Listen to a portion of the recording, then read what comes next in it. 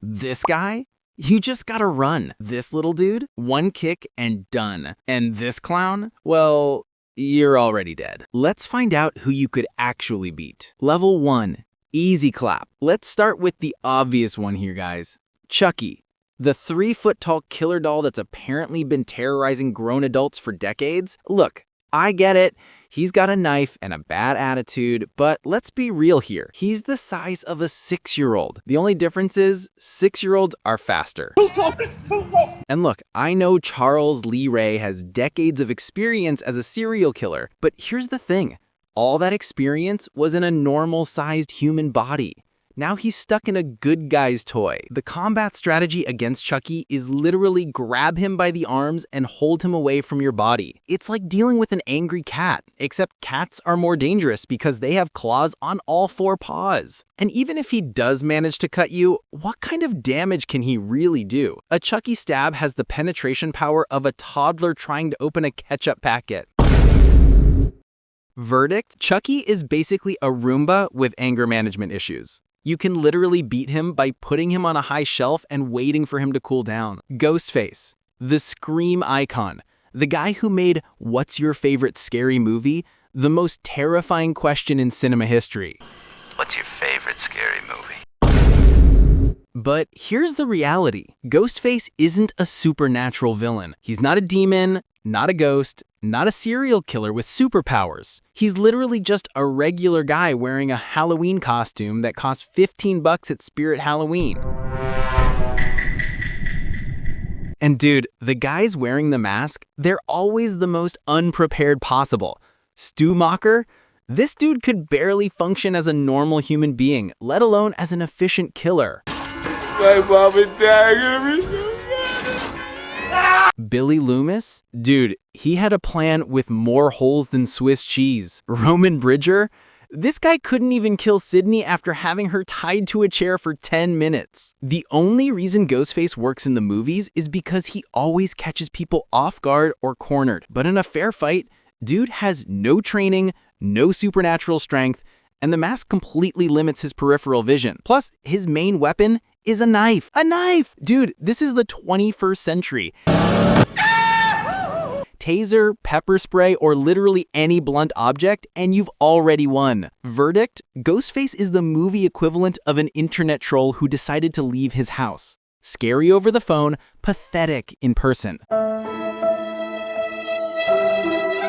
Maybe if I'm lucky, chances of 50-50. Now we get to Michael Myers, The Shape. The guy who put Haddonfield on the map and made Halloween way scarier than it should be. This is where things get interesting, because Michael has some real advantages. First, he's supernatural. Or at least the movies never decide if he is or isn't, which is already problematic for us. Second, this dude is built different. He's survived gunshots, explosions, fire, falling buildings, and probably taxes too. Michael Myers is the Nokia 3310 of serial killers. But here's the issue with Michael. He has one combat strategy, and it's walk slowly toward target. That's it. That's the entire strategy.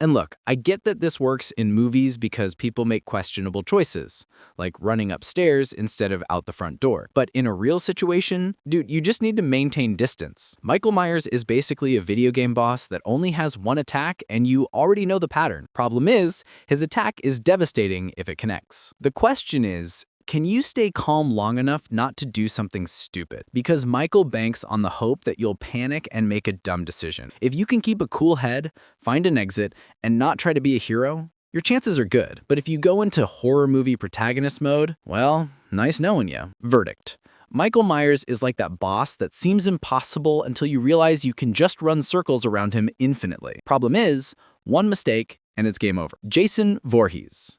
The guy who made summer camps more dangerous than skydiving without an instructor. Jason is interesting because he evolved throughout the series. At first, he was just a big guy with family issues. Now, he's basically an armored tank that resurrects more times than a Dragon Ball Z character. Let's analyze Jason's specs.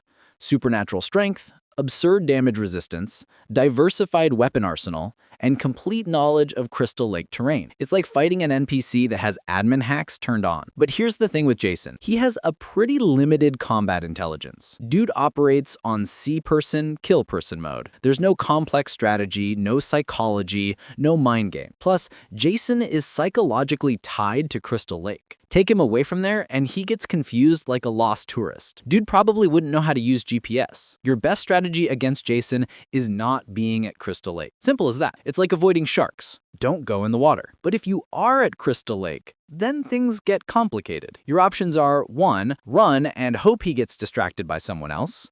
2. Find one of the 47 ways to kill him temporarily. Or 3, accept that you chose the wrong place to camp. Verdict. Jason is like that friend who's chill at home, but becomes a monster when someone messes with his family. Except his family is a cursed lake, and you're the intruder. You're probably screwed. Freddy Krueger, the guy who turned sleeping into a high-risk activity and gave an entire generation insomnia.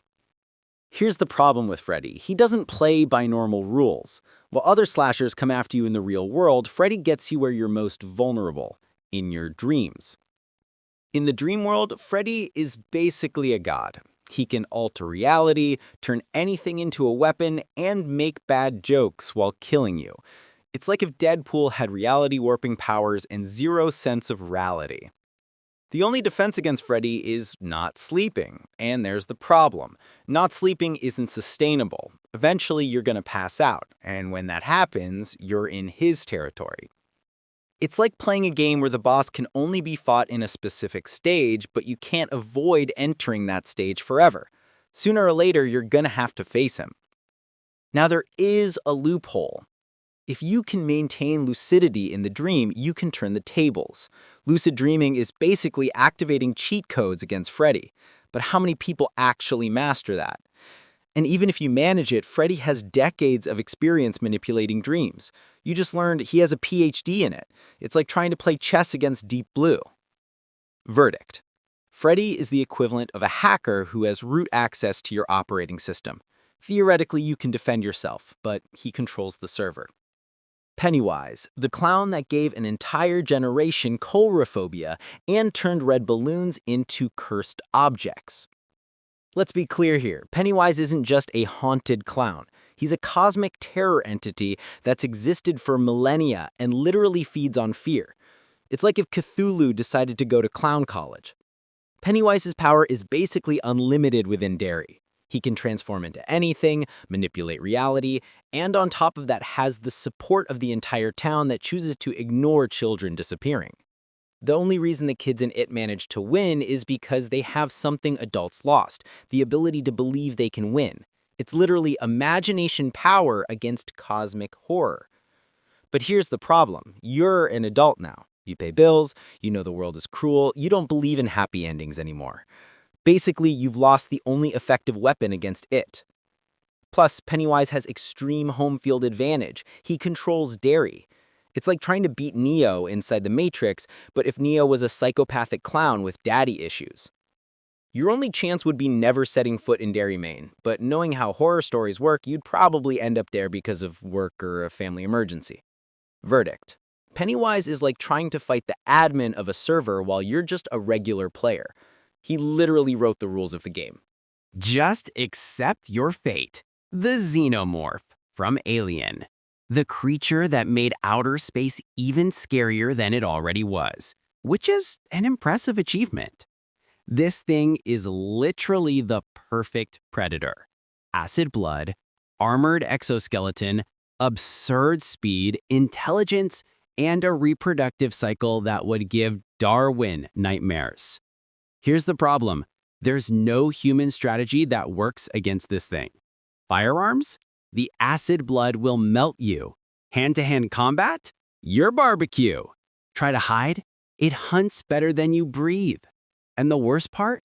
It learns. Every encounter, it gets smarter. It's like playing against an AI that has machine learning enabled, and you're using Pong strategies.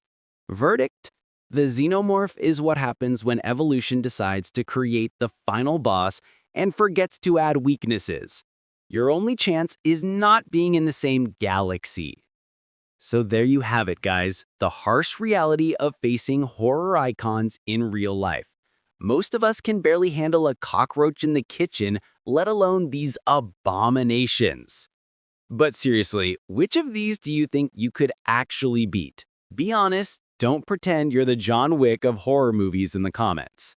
And if you liked this video, subscribe to the channel, because apparently you guys enjoy watching us destroy your favorite characters with facts and logic.